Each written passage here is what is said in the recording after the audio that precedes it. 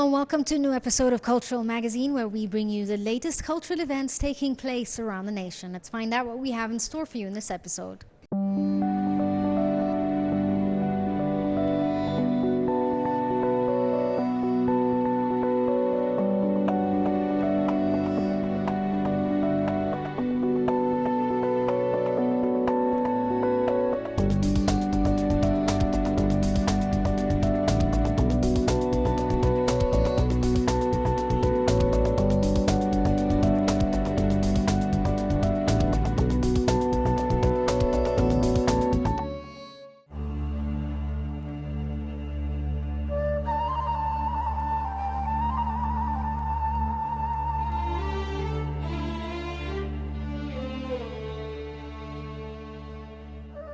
Minister of Culture Dr. Naveen Kileni witnessed the conclusion of the activities of the 16th Luxor International Painting Symposium, which is organized by the Cultural Development Fund sector in cooperation with the Luxor Governorate.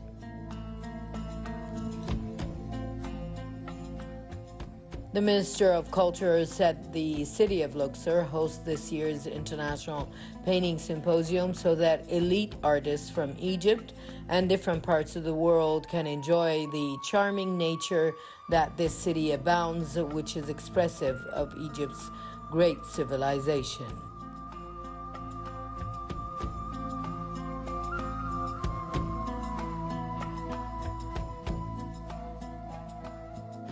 The minister explained that the symposium opens the way for the artists in the world to experience the charming nature together with the ancient history of Luxor. It is to be an intriguing artistic experience visually and intellectually. That is, it is exciting for their artistic works and free expressions. The symposium produces works every year in which all these authentic Egyptian elements are mixed with the cultures of the world in its various countries.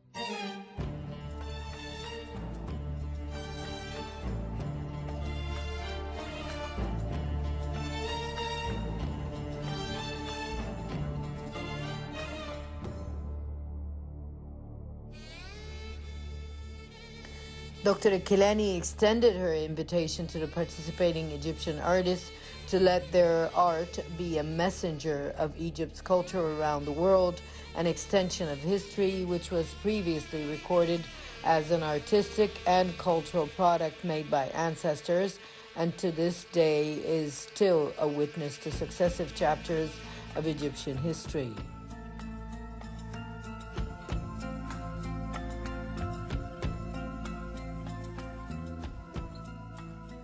During the ceremony, the symposium announced honoring the great visual artist Helmi Touni. The Minister of Culture handed over certificates of honor and participation to Egyptian and foreign artists who participated in the painting symposium from Egypt, Qatar, Saudi Arabia, Russia, the United States, Japan, and Nepal.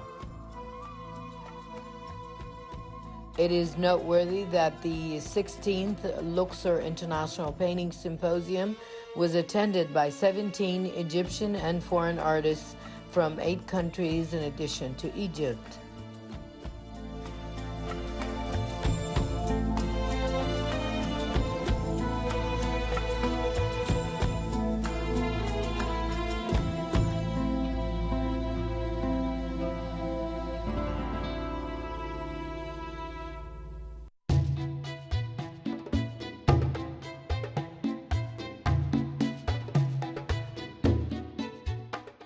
In the first event hosted by the Greco-Roman Museum, after its opening, the museum witnessed the opening of the Alexandria Heritage Week, which is organized by the French Center for Alexandrian Studies. Director General of the Greco-Roman Museum, Dr. Waleh Mustafa, expressed her happiness at the museum's reception of the event, which represents a special significance for the Alexandria Governorate. The director of the museum pointed out that the opening of the Alexandria Heritage Week is the core of a number of activities that the museum will witness within the framework of its awareness, cultural, and community role. The museum director explained that the Alexandrian Studies Center has been organizing for 13 years an annual ceremony to celebrate Alexandrian heritage under the name Alexandria Heritage Week. It is a ceremony that takes place over the course of an entire week, and this year's event is entitled Alexandria Lives On.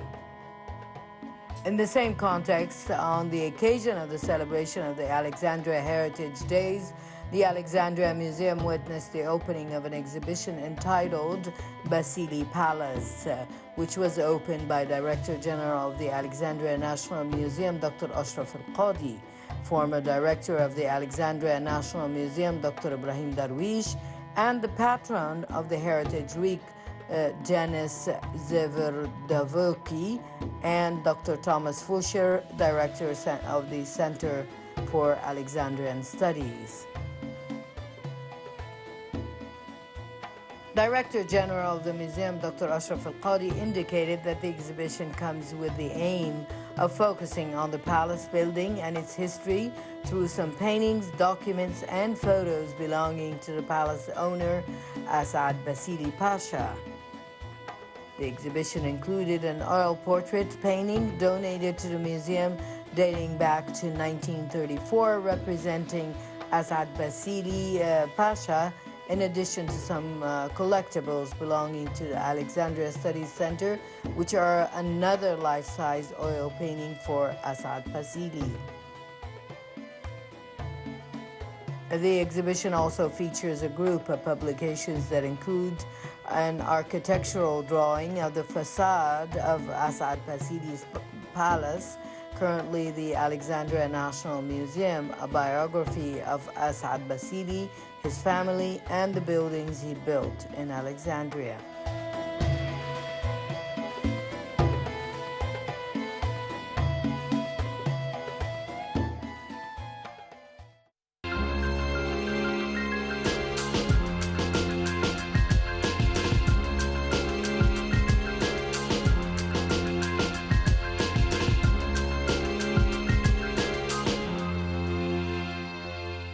We're here at the Cairo Opera House, the hub of everything to do with culture and the arts. Let's find out what the Cairo Opera House has in store for us tonight.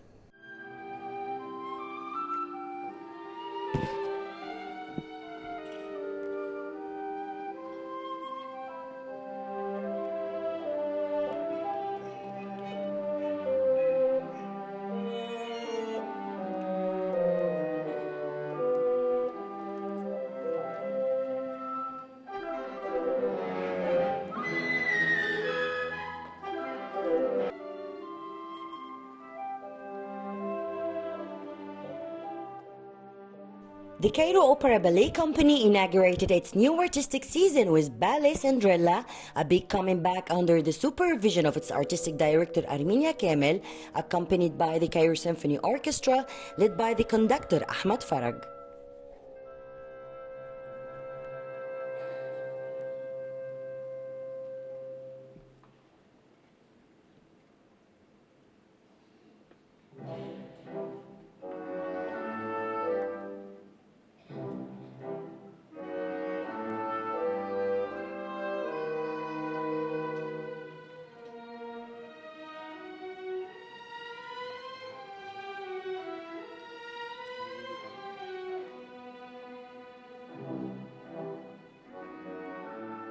Cinderella is a ballet composed by Sergei Prokofiev to a scenario by Nikolai Volkov. It's one of the Prokofiev's most popular and melodious compositions that has inspired many choreographers since its inception.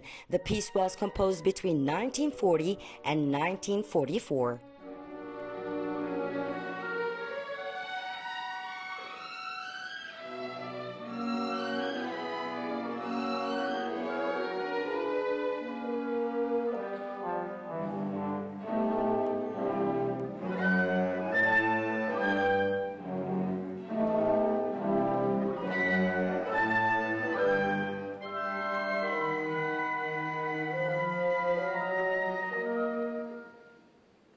Cinderella has been performed last time in 2016, so it's a long time that we are not rehearsing and performing this ballet.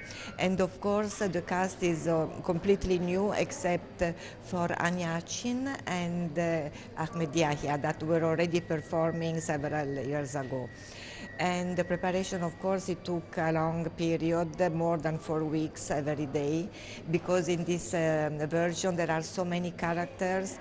We have not only Cinderella and the prince, but even the two sisters, the fairy, the friends of Cinderella, the princes, the cavalier, and a lot of personages. What I changed for this version of tonight, that I was adding the character of the fairy, means the one that make the spell for Cinderella to bring her at the feast, to give her a coach, and to make for her a beautiful dress to be able to participate to the feast.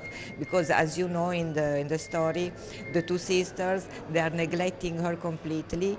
They are dressing and going to the feast, and they leave her at home alone and very sad. But suddenly appears the fairy that want to help Cinderella because she's a good and honest girl, and she will send her to the feast where she will meet the prince and they will fall in love. You know the story. The orchestra has a big impact on the ballet because the music of Prokofiev is difficult to count, to perform, to follow the dancers, and the maestro is doing a big effort to understand, first of all, the sequence of pieces, the variation, the pas de deux, the dances with everybody, and everything how to be fixed. I mean, after a dance there is a stop, the maestro has to look at the stage because the dancer have to start with him. And Maestro Ahmed Farag did a very good job because he's helping very much the dancers with the tempo of the dances and with the start and with the end, which is a big task, I assure you.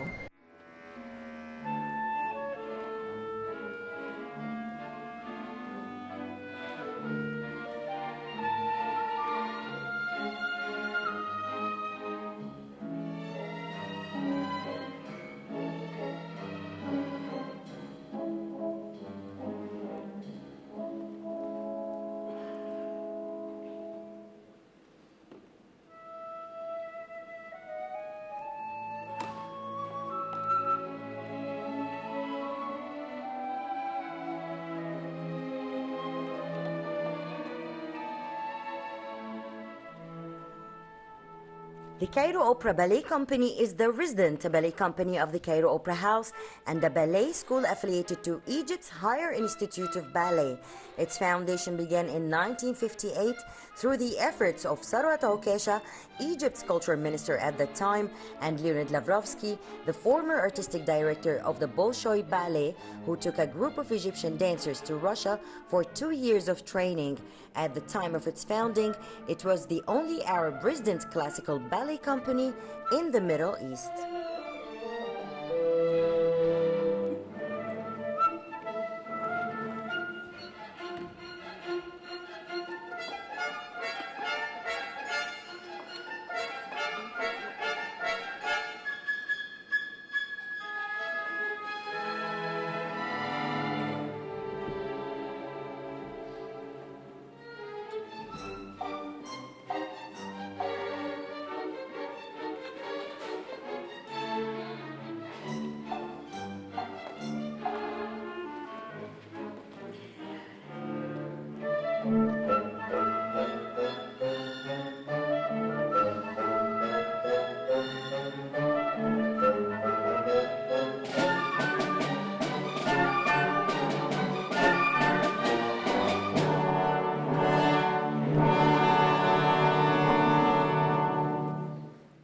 There are some dancers, as I told you, that were already performing several years ago, but the new cast have to start from scratch. Means that each step have to be learned from the beginning. And of course, this is a big work, but always I want to put several casts for the same personage to give the chance to many people to perform. So we have, for example, the two sisters that are men, because in all the version of Cinderella, from the original one, were men interpreting the two bad sisters, because the thing is very funny that we have two men make up and dress as women, and one makes the more intelligent but the bad one, bad and intelligent. The other sister is the most stupid, let's say, not stupid, but the most simple and the good one. So this combination gives a lot of comic effects, and until now when I see them performing, I found that it's very it's a comedy what they're performing. Of course, each dancer gives to the character a different flavor. So if you see different casts, you think that the choreography is different. No, the choreography is the same, but the personality of the dancer gives a different effect on the public. You know, these fairy tales has even a psychology inside. It means that the good one will have a prize and the bad one will shut up, not to be punished, but they will be not rewarded as the good characters. And Cinderella is a symbol. And I think that in this period of many tragedy around of us, the good one at the end wins. So this is the moral of the fairy tale of Cinderella.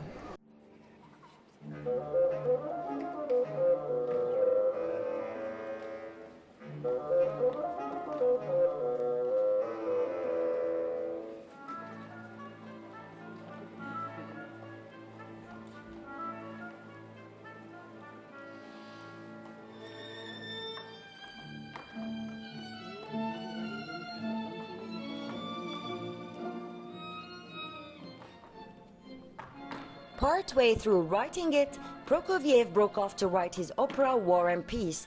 The premiere of Cinderella was conducted by Yuri Feyer on 21st November 1945 at the Bolshoi Theater, with choreography by Rostislav Zakharov and Galina Yulanova in the title role. Cinderella is notable for its jubilant music, lush scenery, and for the comic double roles of the stepmother and the two stepsisters, which can be performed in travesty, more mad than bad in this treatment.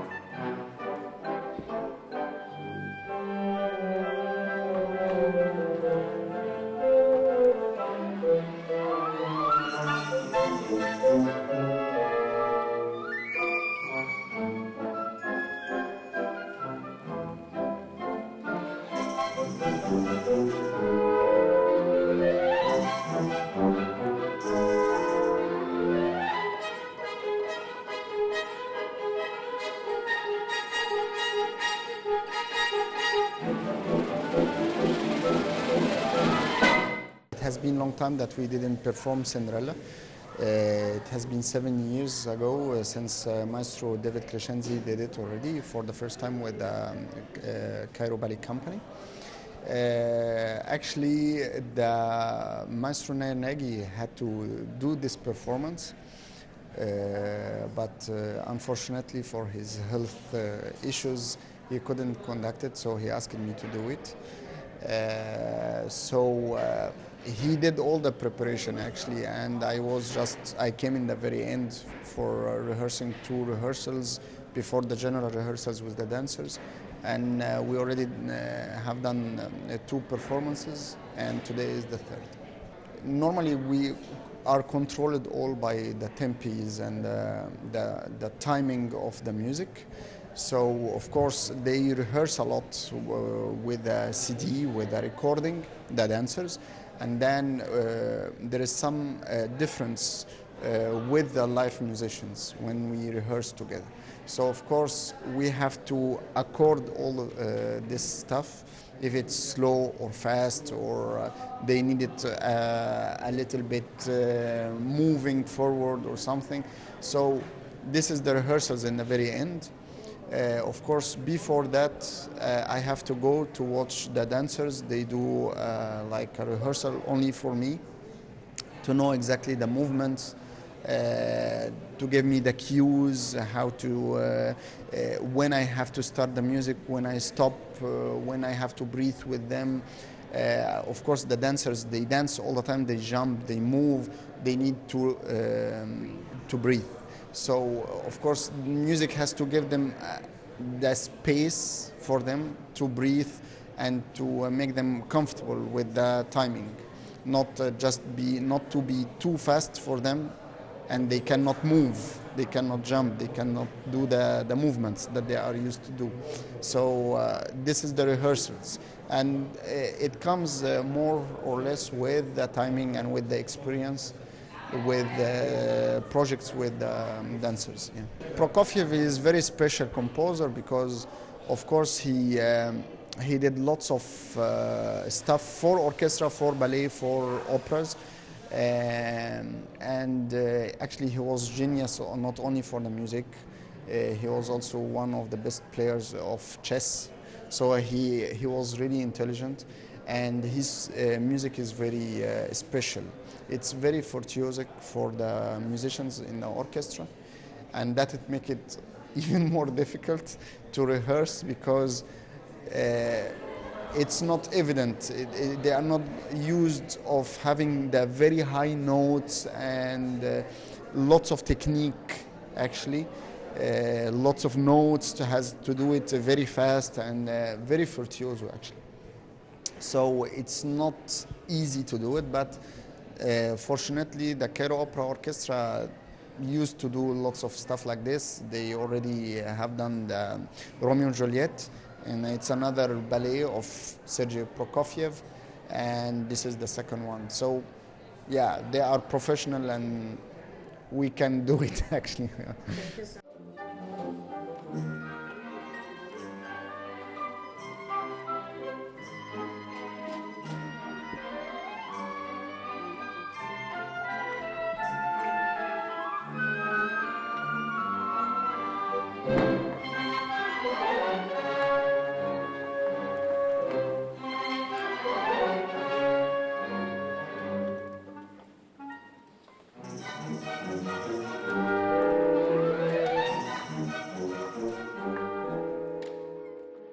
The ballet version of Cinderella has been reimagined countless times over the years, and opening the Cairo Opera Ballet Company their new artistic season with Sergei Prokofiev's masterpiece Cinderella was a great choice to pick a fairy tale story that is admired by endless generations. Shuru Bikir, Cultural Magazine.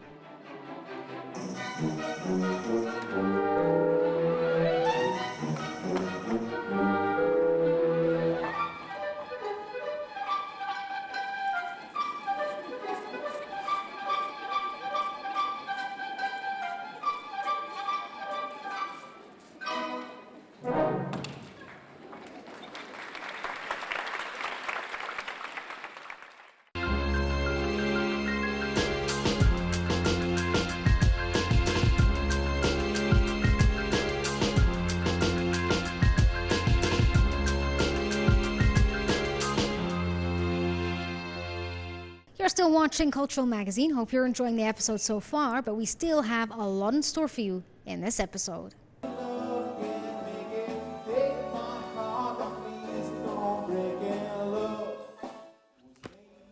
Among the concerts that are held at Cairo Opera House under the leadership of Dr. Khaled Degher, the head of the opera, a concert was held for Sweet Sound Band at the small theater.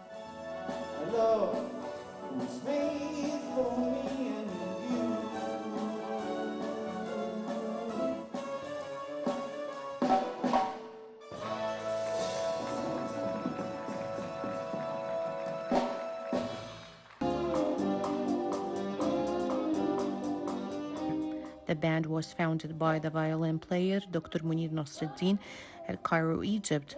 For all over the years, Sweet Sound played a group of melodies and uses different kind of music such as popular movies, soundtracks, old quiet songs, jazz, gypsy, tango, hip-hop, and classic songs.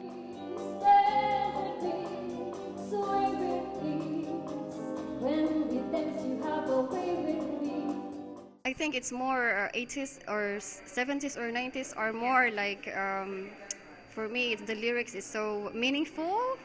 Yeah, then I think, that's classical songs are more like meaningful and have full of emotions. I've been singing with them since 2018, so I think it's 5 years. Yes. We shouldn't forget about our past history. I think that's it's more important to live in the present, but not forget about our past. I like more the gypsy and the danceable songs. I would like it. I've already sung I Love to Love. And Amado Mio, Sway, Can't Take My Eyes Off You, and a few more.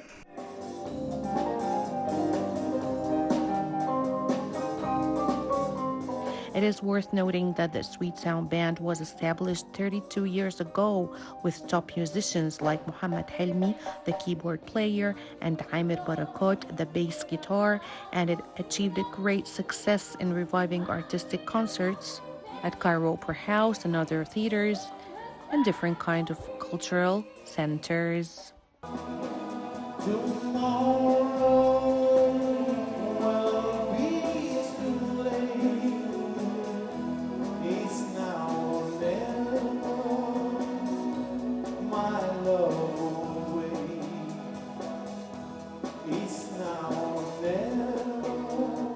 Sweet Sound Band revives the old music and raises the artistic awareness and spreads the cultural heritage with their wonderful performance that touches and nourishes the soul. From Cairo Opera House, Minna Dessouky, Cultural Magazine.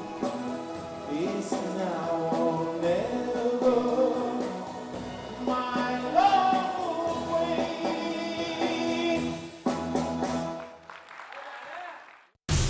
This brings us to the end of this episode of Cultural Magazine. Hope you enjoyed it and stay tuned for more here on Now TV.